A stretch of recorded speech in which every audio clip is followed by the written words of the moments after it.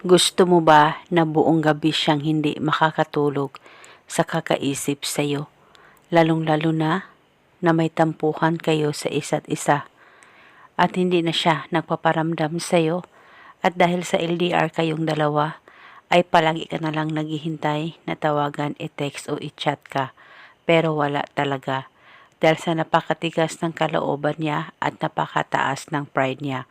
Kaya ngayon, itong ritual na ibabahagi ko sa inyo ay makakatulong ito upang magkaayos kayong dalawa ng partner mo. At dahil sa hindi siya makakatulog sa kakaisip sa'yo at maisipan kanyang tawagan, i-text o i-chat, at ngayon mismo matatamaan siya pagkatapos mong gawin ang ritual na ito. Ito'y napakasimple at napaka-epektibong ritual basta dapat palaging buo ang loob at tiwala mo sa mga ganitong pamamaraan. Pwede mo ito gawin sa kahit na anong araw.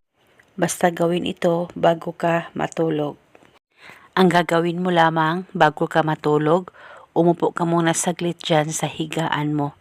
Ipikit ang mga mata mo, pakaisipin mo siya ng mabuti, mag-focus at mag-concentrate ka at tawagin mo lamang ang pangalan at apelido niya ng paulit-ulit kahit ilang beses ay pwedeng-pwede po.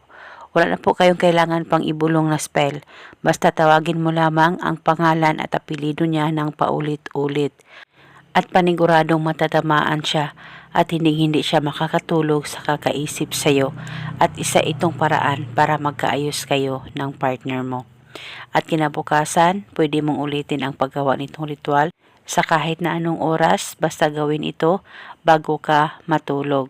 At depende po sa inyo kung hanggang kailan nyo po gustong gawin ang ritual na ito, basta gawin ito bago ka matulog.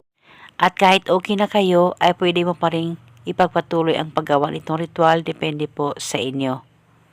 Lalong-lalo na kung LDR po kayo. At eto muna sa ngayon, maraming salamat po sa panonood. May God bless us all.